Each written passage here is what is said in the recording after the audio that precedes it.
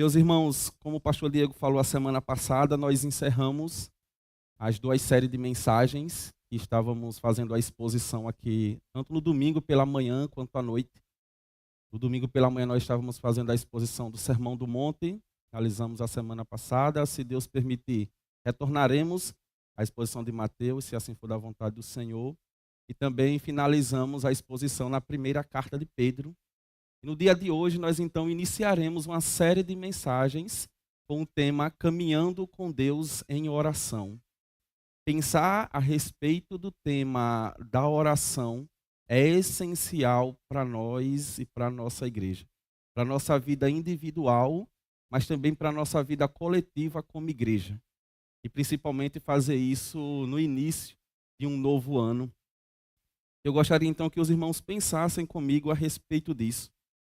A oração, ela não é algo secundário nas nossas vidas, ou pelo menos não deveria ser algo secundário nas nossas vidas. Eu queria então que os irmãos refletissem uma pergunta que eu quero fazer a cada um que está aqui agora, não somente aqui no templo, mas nos ouvindo pela internet. Como está a sua vida de oração?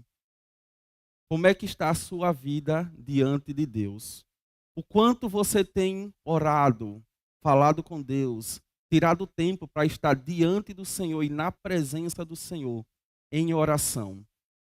Como está a sua vida de oração? Que tipo de espaço a oração tem em sua vida? Talvez esse novo ano, várias resoluções você fez para aqueles que gostam de fazer. Talvez estava lá que você iria perder peso nesse novo ano. Talvez estava lá que você iria cuidar mais da sua saúde, fazer uma bateria de exames. Para alguns, iria estudar mais. Mas está lá na sua lista, na sua resolução, a sua vida de oração. Eu queria então que você refletisse sobre isso. Como está a sua vida de oração? Quando a gente vai perceber ao longo da história do povo de Deus e da igreja de Deus, nós temos vários relatos de homens e mulheres que lutaram com Deus em oração.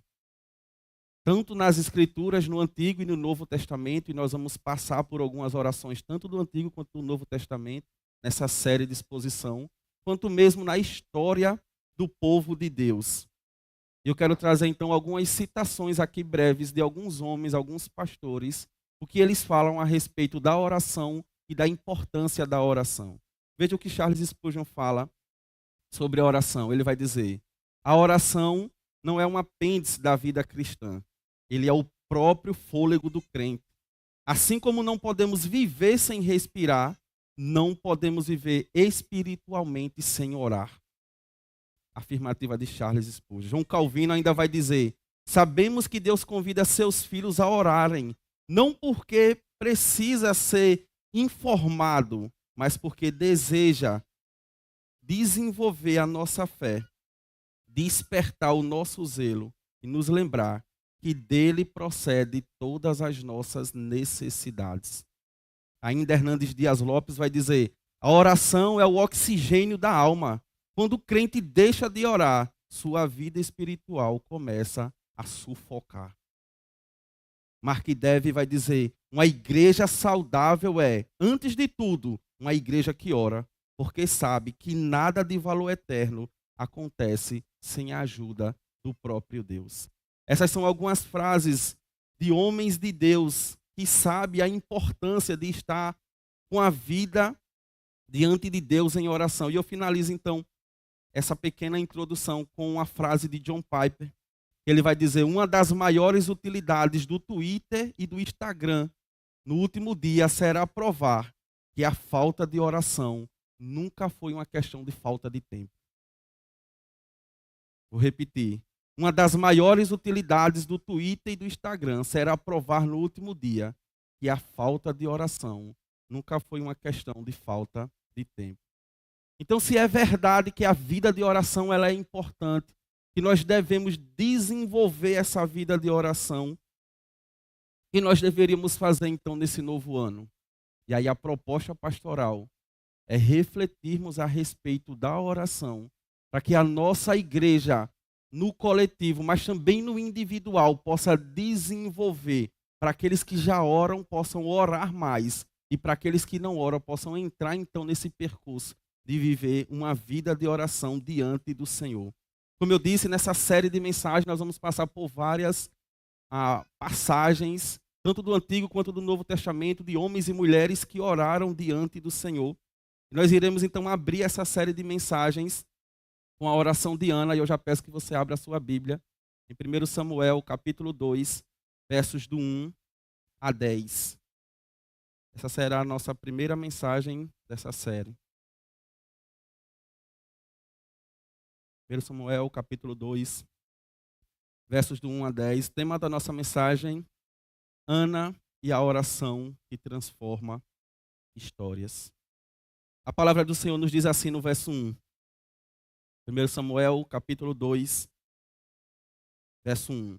Então Ana orou assim: Meu coração exulta no Senhor a minha força é exaltada. Minha boca se exalta sobre os meus inimigos, pois me alegro em sua libertação. Não há ninguém santo como o Senhor, não há outro além de ti, não há rocha alguma como o nosso Deus.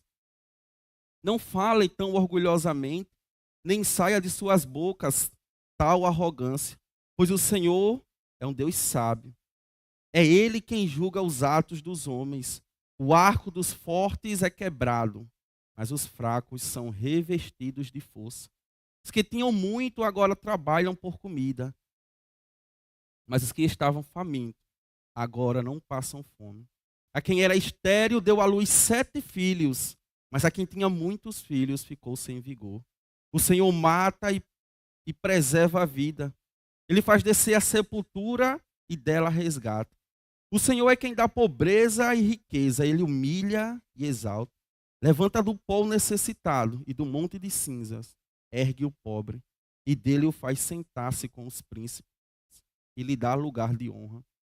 Pois os alicerces da terra são do Senhor. Sobre eles estabeleceu o mundo. Ele guardará os pés dos seus santos. Mas os ímpios serão silenciados nas trevas. Pois não é pela força que o homem prevalece. Aquele que se opõe ao Senhor serão despedaçados. Ele trovejará do céu sobre eles. O Senhor julgará até os confins da terra. Ele dará poder ao rei e exaltará a força do seu ungido. Amém. Vamos orar mais uma vez. Senhor, nós nos colocamos diante de Ti mais uma vez, Deus, nesse momento para clamar ao Senhor, interceder ao Senhor pela Tua palavra, nesse tema que é tão importante e essencial para o Teu povo e para a Tua igreja, que é o tema da oração. Deus, certamente aqueles que ministrarão aqui durante essa série têm limitações, mas o Senhor é um Deus que não tem limitações, ó Deus. O Senhor é um Deus infinito, um Deus eterno, e por isso age poderosamente, Deus, através das nossas vidas, para que a Tua palavra seja fielmente pregada e que a Sua igreja possa sair daqui com os corações aquecidos, avivados, Deus, para que o Teu povo possa sair daqui desejoso, Senhor, de transformar a vida de oração, que possamos sair daqui, Deus, com os nossos corações aquecidos, para estarmos diante do Senhor através e por meio da oração. Faz isso na exposição da Tua palavra, fala com o Teu povo, Deus. Esse é o nosso desejo, em nome de Cristo Jesus. Amém. Amém. Meus irmãos, deixa que nós acabamos de ler. É uma oração em forma poética de uma mulher chamada Ana. Ana era casada com um homem chamado Eucana.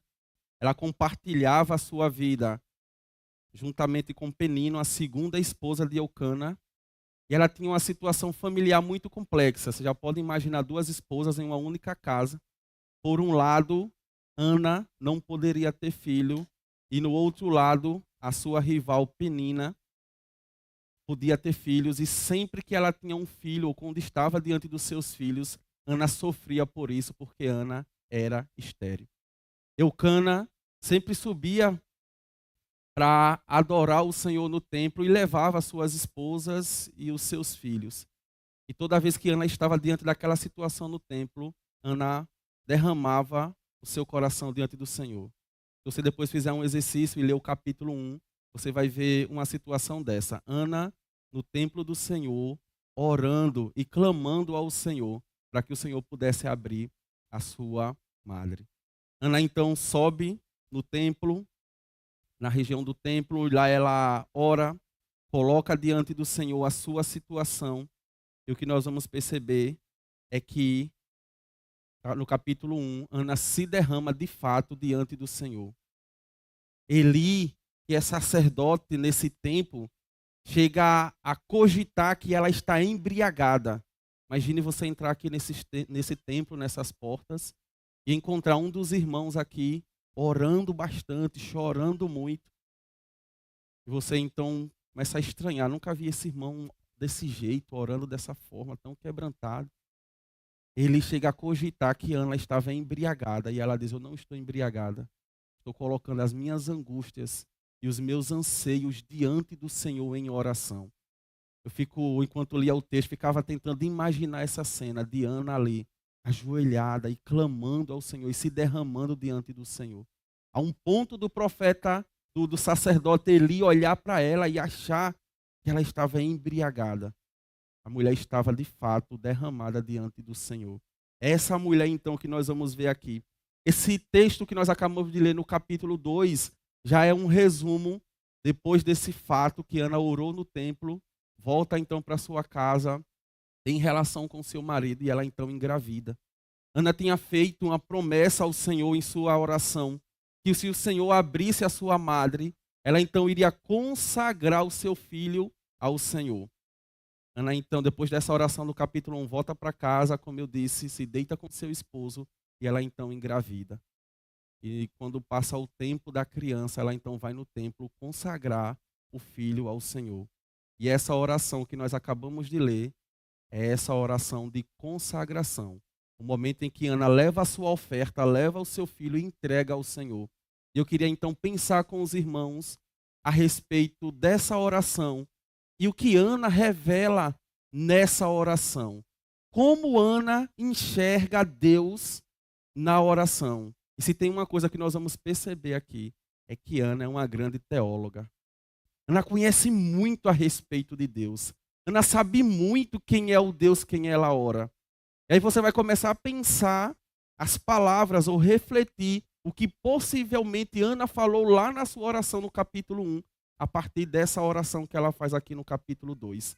Ana tem uma visão muito extensa, muito larga, muito completa a respeito de quem é Deus e do poder de Deus. Eu gostaria então de passar pelo texto e compreender com os irmãos algumas verdades desse texto e aplicar aos nossos corações. O primeiro ensinamento que a gente tem aqui nesse texto está aí no verso 1, quando o texto vai dizer: Ana orou assim: meu coração exulta no Senhor a minha força é exaltada.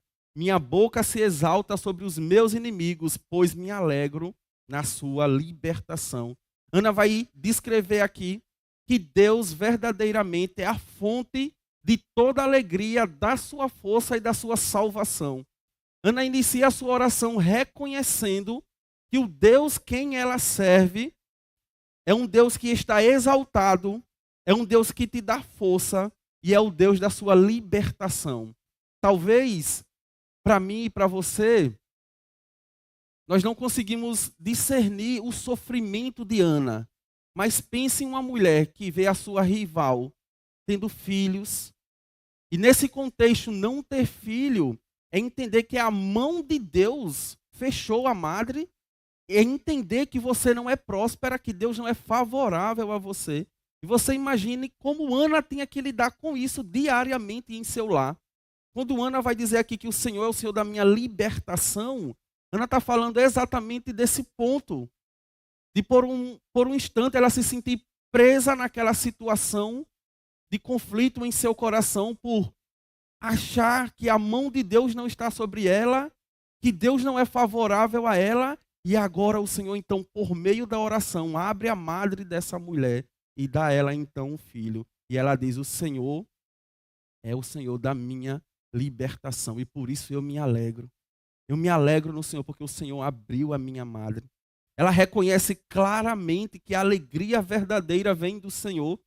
Ana reconhece que a força verdadeira vem do Senhor, que a libertação verdadeira vem do Senhor, que nada dessas coisas vem das coisas ou das pessoas, mas elas vêm diretamente do Senhor.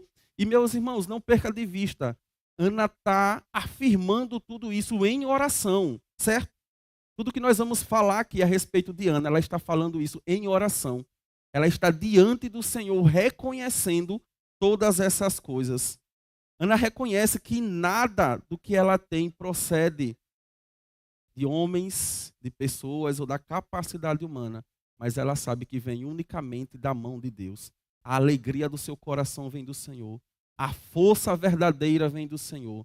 A salvação verdadeira vem do Senhor. Pare para pensar, todas as vezes que nós citarmos algum ponto aqui da oração de Ana, se esses elementos fazem parte da sua vida de oração. Se quando você está de joelho diante do Senhor, você reconhece essas coisas que nós iremos levantar aqui. Deus continua então e no verso 2, Ana vai mostrar que Deus é incomparável em santidade e poder. O texto vai dizer, não há ninguém santo como o Senhor, não há outro além de ti, não há rocha alguma como o Senhor. Como eu disse, meus irmãos, quando nós avaliamos Ana, nós percebemos uma mulher que é uma grande teóloga, que é alguém que conhece o Senhor, que é alguém que sabe a respeito do Senhor. Ela vai dizer que Deus é absolutamente santo. Sabe o que ela está dizendo aqui? É que Deus é separado de todos os outros deuses. De que há vários deuses ao redor de onde ela mora. De que há vários outros deuses que as nações adoram. Mas Deus, o Deus dela, o Deus ao qual ela ora, ele é absolutamente santo. Esse ponto de Ana é importante porque, como diz o R6 Pro, todos nós somos teólogos. Ou seja, todos nós lidamos com teologia. Você pode até não gostar do termo, não gostar da palavra, mas todos nós lidamos com teologia. Como você adora, isso se refere à sua teologia. Como você ora, isso se refere à sua teologia. A importância que você dá à vida da igreja é sobre a sua teologia. É sobre o que você sabe de Deus. E quando a gente olha para essa mulher aqui, Ana, ela é uma boa teóloga. A R6 Pro, como eu disse, vai dizer que todos nós somos teólogos. Mas uma pergunta que eu faria é, somos bons ou maus teólogos? Todos nós, de fato, lidamos com a fé, com aquilo que nós acreditamos, mas a pergunta é como nós lidamos com isso? Como nós lidamos com o sagrado, com o santo? Como nós lidamos com a santidade de Deus? Quando estamos de joelhos diante do Senhor, como é a nossa vida diante do Senhor em reverência, em adoração? Ana está dizendo, Deus é santo. Parece que fizemos um Deus à nossa imagem, à nossa semelhança, como se Deus fosse semelhante a mim e a você, a um colega do nosso lado. Então oramos de qualquer jeito, falamos com Deus de qualquer jeito. Mas quando nós temos uma boa teologia, um bom entendimento da Bíblia, sabemos quem Deus é, nós nos aproximamos semelhante a Ana. Não há ninguém santo como o Senhor. Não há outro além de ti. Não há rocha alguma como o Senhor. Ana está dizendo, não há nenhum local onde nós podemos nos sentir firmes, nos sentir seguros. Talvez muitos de nós iniciamos o ano preocupado sobre emprego, sobre firmeza, sobre aonde iremos morar, porque nós queremos firmeza, nós queremos nos sentir seguros. Será que eu vou continuar no novo trabalho? Será que eu saio? Será que eu vou receber uma nova proposta? E as nossas seguranças acabam ficando nessas coisas. Quando a gente olha para Ana, Ana sabe que a rocha dela é o Senhor, que ela deve se sentir segura no Senhor. O Senhor é que é a rocha inabalável do seu ser. Enquanto ela estava sofrendo por não ter filho, ela encontrava no Senhor a rocha para se alicerçar e para se segurar no Senhor. E ela está dizendo isso em oração. Quando ela diz, o Senhor é a minha rocha. Não há rocha alguma como o nosso Deus. Ela reconhece que você pode ter algumas coisas para se segurar, mas nada dessas coisas se compara ao nosso Deus. É no nosso Deus, a nossa rocha inabalável, que nós devemos nos firmar. E nós devemos declarar isso também nas nossas orações. O que Ana declara aqui, que não há ninguém como o Senhor, é uma das verdades mais belas descritas no Antigo Testamento. Deuteronômio capítulo 6, versículo 4 vai dizer: ouça, ó Israel, o Senhor, o nosso Deus, Ele é o único Senhor. Isso aqui era uma convocação, uma aclamação do povo de Israel. Quando o povo se reuniam, o povo falava: ouçam, ó Israel, o Senhor, o nosso Deus, é o único Senhor. Não há rocha como o Senhor, não há nada para nos sentirmos seguros a não ser o nosso Senhor. E Ana então está descrevendo aqui em sua oração que a sua segurança estava no Senhor. Ana sabe quem é o Deus que ela serve. O verso 3, Ana vai reconhecer em sua oração que esse Deus é onisciente e que julga corretamente todas as nações dos seres humanos. Ela diz: não fala então orgulhosamente, nem saia das suas bocas tal arrogância, pois o Senhor é Deus sábio. É Ele quem julga os atos dos homens. Não falem orgulhosamente, pois o Senhor é um Deus sábio, é um Deus de conhecimento, é um Deus de sabedorias, como o texto está aqui no hebraico original, na expressão eldiote. Deus de sabedorias. Ana sabe que o Deus que ela serve é um Deus de sabedoria, que nada escapa do seu olhar. E nós aprendemos aqui nessa afirmação de Ana que nada está oculto aos olhos de Deus. Nada escapa do olhar de Deus. Deus é onisciente e sabe de todas as coisas em detalhes. E seu juízo é justo e é um juízo correto. Deus sabe de todas as coisas. Os irmãos estão percebendo o quanto Ana sabe de Deus? O quanto a oração de Ana, uma breve oração, numa leitura aqui, a gente não passa um minuto lendo esse texto, mas tão carregado de conhecimento do Deus que ela serve. Ela já disse que Ele é santo, ela já disse que Ele é uma rocha inabalável, ela agora está dizendo que Ele é onisciente, que Ele julga as nações dos povos. Quando a gente fala da onisciência de Deus, a gente fala de um Deus que sabe de todas as coisas. Por isso nós deveríamos colocar as nossas petições e os nossos anseios diante do Senhor, porque é o Senhor que sabe de todas as coisas. E é incrível como nós sentamos diante de mestres para aprender a respeito daquilo que eles sabem. É interessante como a gente passa horas na frente da tela de um computador assistindo uma aula, ou em uma sala de aula aprendendo com homens aquilo que eles sabem, mas não queremos parar diante do Senhor e aprender daquele que é onisciente e sabe todas as coisas. Não queremos nos colocar diante do Senhor e aprender dele, aquele que é a fonte de todo conhecimento. Não queremos investir tempo nisso. Eu usar a expressão gastar, mas não vou nem dizer gastar, vou dizer investir tempo nisso. Investir tempo em conhecer a Deus, em saber quem é Deus. E um dos maiores erros da nação de Israel foi deixar de conhecer o Senhor. Por isso o profeta vai dizer: o meu povo está padecendo porque lhe falta o conhecimento. No Novo Testamento nós vamos entender que quando nós conhecemos a verdade nos liberta. Ela nos liberta do mundo, mas ela também nos liberta de nós mesmos. Ela nos liberta das nossas crises, dos nossos anseios. E quantos aqui, meus irmãos, semelhante a Ana, não estão aflitos?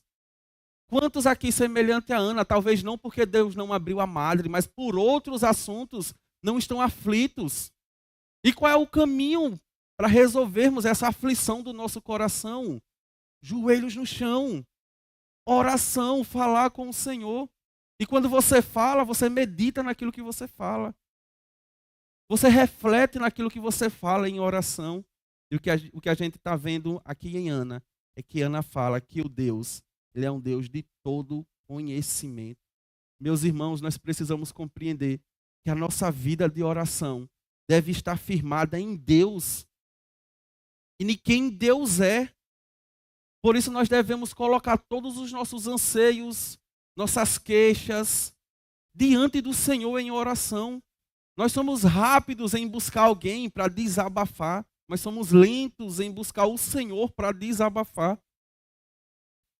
A gente não tem no texto aqui Ana procurando a sua rival e falando: você não poderia estar me tratando assim, porque você está zombando de mim, isso está ferindo o meu coração.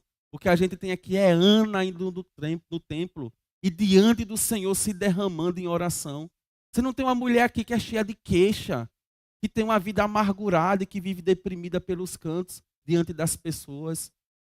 Ela se derrama diante do Senhor em oração. Eu não estou dizendo que os irmãos não podem procurar um irmão da igreja, conversar, se aconselhar, não.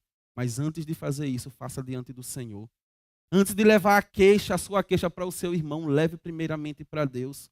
Coloque diante do Senhor em oração. E você vai encontrar um Deus que é onisciente e que julga todas as coisas. Hebreus, fazendo alusão a essa verdade, Hebreus 4,13 vai dizer: nada em toda a criação está oculto aos olhos de Deus. Tudo está descoberto e exposto diante dos olhos daquele a quem havemos de prestar contas. Todas as coisas estão nuas, despidas diante do próprio Deus. Ele é onisciente e sabe de todas as coisas e vai trazer juízo sobre todas as coisas. Ainda verso 4 e 5, a gente vai perceber na oração de Ana que Deus produz verdadeiras reviravoltas na vida das pessoas. Eu queria que você prestasse muita atenção nesse texto e nesse momento.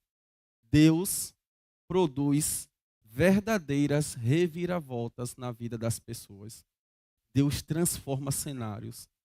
Deus transforma corações. Deus transforma situações. Os irmãos crerem nisso? Que Deus é poderoso para transformar corações, para transformar cenários, para mudar situações. Há uma expressão que eu acho muito bela, que é usada da seguinte forma: quando Deus levanta do seu trono. É como Deus decide mudar a situação de um povo, de uma igreja, de uma nação, de um indivíduo, de uma família. E Deus age poderosamente. Os irmãos lembram como a nação de Israel estava cativa lá no Egito, o povo hebreu, cativo lá no Egito. E o texto diz assim: o Senhor ouviu o clamor do povo e então começou a agir em favor da nação. E o que foi que Deus fez? Maravilhas em favor do povo. Porque esse é o nosso Deus. Ele produz reviravolta na vida do seu povo. Verso 4 e 5, o texto nos diz: o arco dos fortes é quebrado, mas os fracos são revestidos de força. Os que tinham muito, agora trabalham por comida. Mas os que estavam famintos, agora não passam fome. A quem era estéril, deu à luz a 7 filhos. Mas a quem tinha muitos filhos, ficou sem vigor. Nós aprendemos então essa verdade aqui, que Deus é o Deus que muda cenário. Os fortes, Ana vai dizer, se tornam fracos. E quem faz eles fracos? O Senhor. É o Senhor quem está fazendo eles fracos. Os ricos agora estão passando necessidades e os famintos agora são saciados na sua fome. A mulher que era estéril, olha que beleza. Meus irmãos, perceba o que Ana está fazendo aqui. Ela está refletindo sobre Deus, sobre o poder de Deus e o seu sentimento, aquilo que ela está sentindo diante do Senhor. E nós vimos uma Ana que está reconhecendo a onisciência de Deus, o poder de Deus, a santidade de Deus. Ela reconhece que é Deus quem muda cenários. Ela diz que é Deus quem dá àquele que está com fome e dá àquele que não tinha nada. E agora ela se inclui no texto quando ela vai dizer: até a estéril ela dá filhos. Ela se coloca naquela situação e diz: até aquela que antes não podia ter filho, agora diante do Senhor pode ter filhos. Ela se coloca nessa situação. Talvez uma nota de rodapé aqui, que talvez aqueles que conhecem o texto bíblico achem estranho, porque Ana vai dizer aqui sobre essa expressão de ter 7 filhos, né? E quando você vai ler um pouco mais adiante aí do capítulo 2, no verso 21, o texto vai dizer: o Senhor foi bondoso com Ana, ela engravidou e deu à luz a 3 filhos e 2 filhas. Enquanto isso, o menino Samuel crescia na presença do Senhor. 2 possibilidades aqui. De Ana ter tido 5 filhos. Samuel está entre esses 3 homens aqui. ou Samuel ser o sexto filho e não está entre esses três aqui. Então, não é 7, ou é 5, ou é 6 filhos, né? E o que a maioria dos comentaristas vai dizer aqui, porque o texto também tem uma questão poética. E o que Ana está fazendo aqui é falando dessa perfeição de Deus. O número 7 como essa questão da perfeição de Deus. E Ana está dizendo, até Deus, inclusive, é um Deus perfeito. Quando ele dá filhos porque ele é um Deus perfeito. O 7 aqui não estaria necessariamente com relação à quantidade de filhos, mas o Deus que abre a madre e perfeitamente dá filhos suficientes àquela que precisa. E eu concordo com esse texto aqui, que é isso que o texto está falando, mostrando esse Deus que é perfeito naquilo que ele faz. Então, meu irmão e minha irmã, qual é o tamanho do seu problema e da sua necessidade diante do Senhor? Qual o tamanho daquele problema que tem afligido o seu coração e a sua mente? Eu queria dizer aos irmãos e fazer, na verdade, uma outra pergunta. O que é que impede de você experimentar a transformação, experimentar a reviravolta do Senhor em sua vida com relação a esse problema? Qual o seu problema? Qual o tamanho dele? E o que impede de você ver a transformação desse problema em algo que vai trazer alegria para você e o seu coração? Qual o tamanho do seu problema e o que impede que isso aconteça? Da gente ver aqui nesse texto, a gente vai perceber que a distância do problema e da resolução do problema era a distância do joelho e do chão.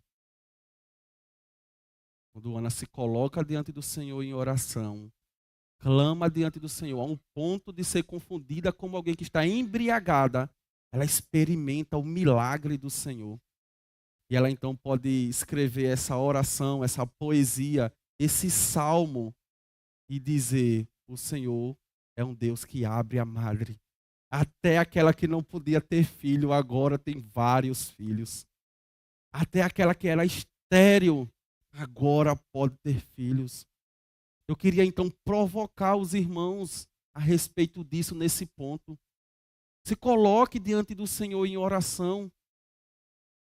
Saia daqui com essa resolução nessa manhã de desenvolver uma vida de oração. Mas, pastor Felipe, é muito difícil. Eu sei. Eu, semelhante aos irmãos, passo pelas mesmas dificuldades, mas precisamos estar ali. Às vezes com poucas palavras, às vezes com muitas palavras, às vezes com nenhuma palavra, às vezes só com lágrimas, mas precisamos estar ali diante do Senhor. Tem uma coisa que me encanta muito nos puritanos e nos pastores puritanos, é que eles desenvolviam bastante essa questão da vida de oração. E eles tinham em suas casas o quarto de oração. Então, você ia na casa de um pastor puritano, não era incomum, na casa deles, ter um quarto de oração, onde não somente ele, mas suas famílias poderiam entrar ali e passar um tempo com Deus em oração. Mas as nossas orações hoje estão sendo tão rasas. Imagine ter um quarto de oração em nossa casa. Nossa casa está tão pequena, está cada vez menor. Daqui a pouco não cabe nem a gente lá dentro. Imagine um quarto de oração. Nossa vida está tão corrida, nós não temos tempo para orar. Nós deitamos na cama no final do dia e temos muitas mensagens para responder. Muitas pessoas para responder. Nós temos muitas questões para trazer resoluções. E esquecemos daquilo que Ana está declarando aqui. Que é o Senhor quem traz todas essas coisas. Que é o Senhor quem muda cenários. Que é o Senhor quem resolve situações. E não somos nós. Que força nós temos para mudar a situação e o cenário de alguém? Quem somos nós para mudar a situação de alguém se o Senhor não operar? Por isso nós deveríamos nos colocar mais diante do Senhor em oração. Porque o nosso Deus, Ele age. Como diz o verso 6 a 8, Ele age providencialmente, inclusive na história. O texto vai dizer aí, versos 6 a 8, o Senhor mata e preserva a vida. Ele faz descer a sepultura e dela resgata. O Senhor é quem dá pobreza e riqueza, ele humilha e exalta, levanta do pó o necessitado e no monte de cinza, do monte de cinzas ergue o pobre. Ele o faz sentar-se com os príncipes e lhe dá um lugar de honra, pois os alicerces da terra são do Senhor. Enquanto eu estudava esse texto aqui, eu dizia: Senhor, muda a minha oração. Muda o conteúdo da minha oração, porque eu estou constrangido com a oração de Ana. Eu estou constrangido como essa mulher conhece o Senhor, como ela sabe a respeito do Senhor, e ela coloca tudo isso em oração. Ana sabe que Deus, ele é o Deus de providência, que foi Ele quem criou o mundo, é Ele quem sustenta o mundo, é Ele quem governa o mundo, e é Ele quem dirige a história do mundo. Ana sabe que Ele cria, que Ele conduz todas as coisas e que governa todas as coisas. E quem somos nós a achar que é nós que estamos no controle das nossas vidas? A Escritura vai dizer que nós somos como um sopro, como um vento, que logo passa e daqui a pouco não está mais. Mas o Eterno, o Santo de Israel, está sustentando e governando todas as coisas. Porque foi Ele primeiramente quem criou todas as coisas, sustenta, governa e dirige tudo segundo o seu propósito. Se você, meu irmão e minha irmã, tem uma queixa, e você sabe alguém que pode resolver a situação, o que é que você faz? Você tem uma queixa lá na sua casa, você sabe que um irmão aqui da igreja sabe resolver esse problema, é especialista nessa área, o que é que você faz? Um parente seu sabe resolver, o que é que você faz? Você liga para essa pessoa, você pede a ela a resolução daquele problema. E por que nós não fazemos isso com o Senhor? Porque nós não nos colocamos diante do Senhor para resolver as queixas e os problemas que surgem em nossas vidas, reconhecendo que Ele é o Criador de todas as coisas. Se alguém pode resolver alguma coisa nessa terra, imagina aquele que criou todas as coisas. Se alguém pode resolver alguma coisa nessa terra, imagine aquele que sustenta todas as coisas, que colocou alicerces da terra, que formou todas as coisas, aquele que governa o mundo com poder. Aquele que dirige a história segundo os seus propósitos. É isso que Ana está fazendo aqui. Ela está reconhecendo quem Deus é. Nada acontece por acaso, Ana tem ciência disso. Então, meu irmão e minha irmã, se Deus criou o universo, nenhuma impossibilidade existe para Ele. O que é impossível para Deus? Nada é impossível para o Senhor. Ele abre madre, Ele fecha madre. Ele dá riqueza ao pobre, ele tira a riqueza do rico. Ele dá fome àquele que ostentava, mas também mata a fome daquele que não tinha com o que comer. Ele faz todas essas coisas, porque esse é o nosso Deus poderoso. O Deus de Israel, o Deus de todo conhecimento e de toda sabedoria. E é a esse Deus que Ana está se dirigindo, e ela sabe que esse Deus é um Deus poderoso e justo, como diz aí no verso 9. Ele julgará os ímpios. Ele faz diferenciação entre aquele que é santo e aquele que é ímpio. Veja, meus irmãos, nas Escrituras só existem duas categorias de pessoas: os santos e os ímpios. Não existe meio termo. Ou ele é santo, porque no Senhor foi santificado, regenerado, ou ele é ímpio. Não existe meio termo. E é isso que Ana vai declarar aí no verso 9. Ela vai dizer: Ele guardará os pés dos seus santos, mas os ímpios serão silenciados nas trevas, pois não é pela força que o homem prevalece. Ana sabe, Deus trará juízo, e o juízo de Deus levará em conta as duas classes de seres humanos: os santos e os ímpios. Os santos e os ímpios. E a pergunta que eu preciso fazer a você, meu irmão e minha irmã, é: em que categoria você se encontra? Na categoria dos santos, daqueles que foram lavados e remidos pelo Senhor, então tem acesso ao Pai por meio de Cristo Jesus, o nosso sumo sacerdote, o sacrifício de Deus? Ou você está na categoria dos ímpios, daquele que Romanos capítulo 1, 2 e 3 vai dizer que Deus está irado sobre esses? Isso vai fazer toda a diferença no nosso momento de oração. Você chegar diante do Senhor por meio de Cristo Jesus, ou você chegar diante do Senhor por suas obras. Eu queria que você refletisse a respeito disso. Mas, Felipe, eu tenho muito tempo de igreja, não importa nesse momento. Quero que você reflita sobre isso, sobre a sua vida, sobre como você está vivendo.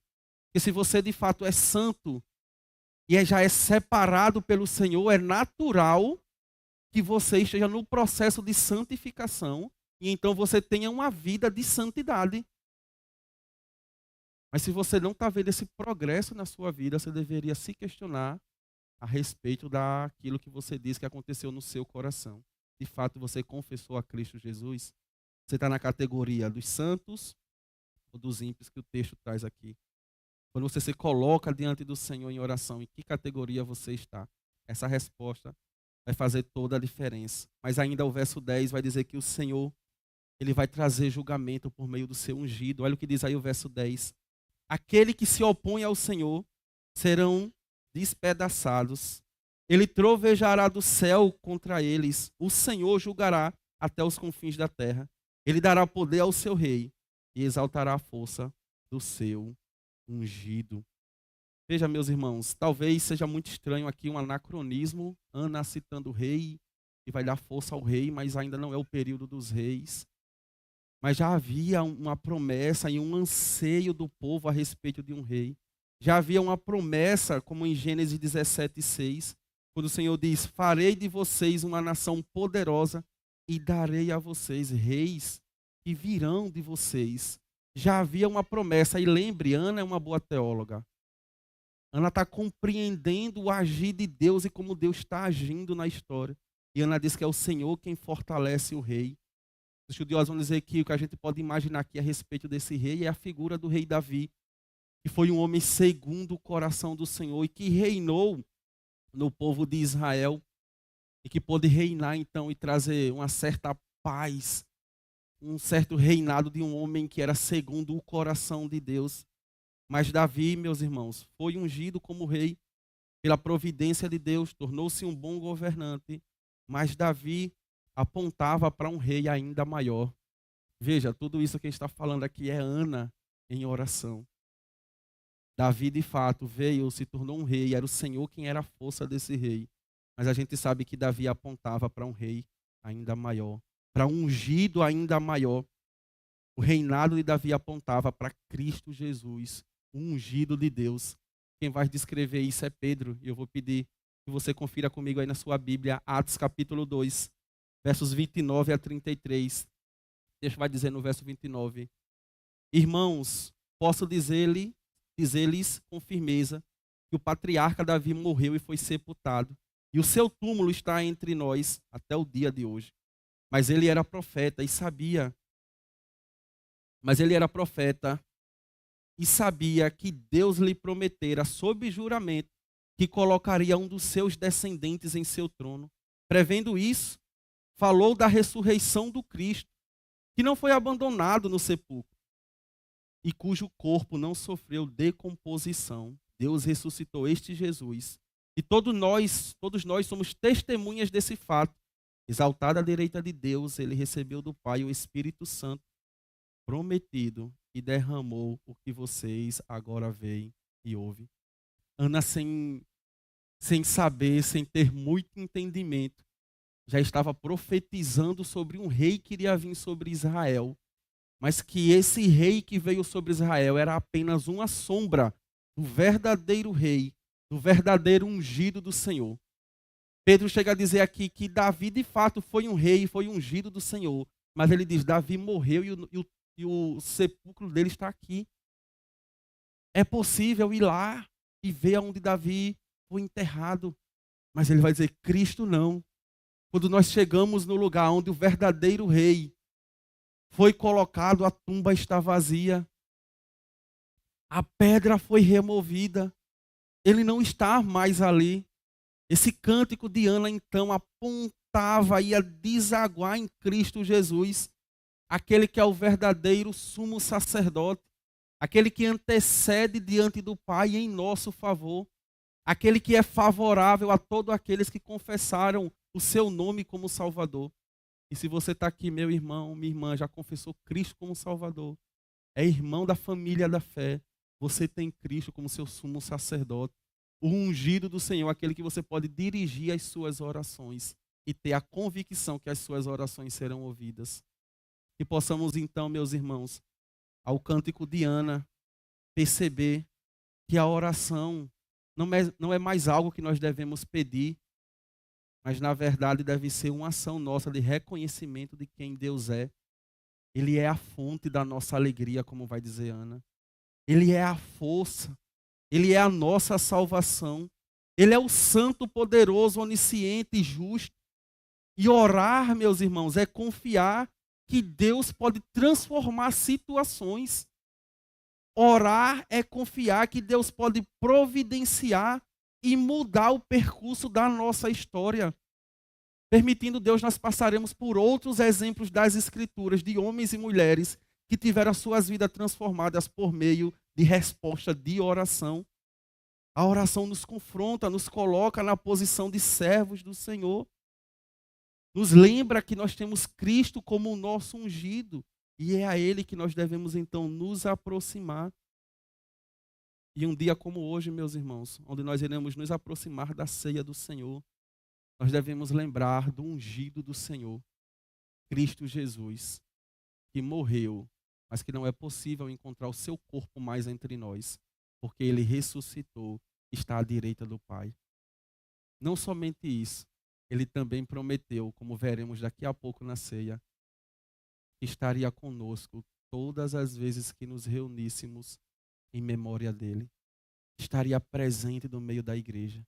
Ele é aquele que lá no Apocalipse diz: eu ando no meio do meu povo. Eu conheço as suas obras, não porque ninguém me disse, mas porque eu ando no meio da igreja. E eu sei de tudo da igreja. Que possamos então diante do Senhor colocar as nossas vidas e crer que Ele é um Deus que escuta as nossas orações. Amém?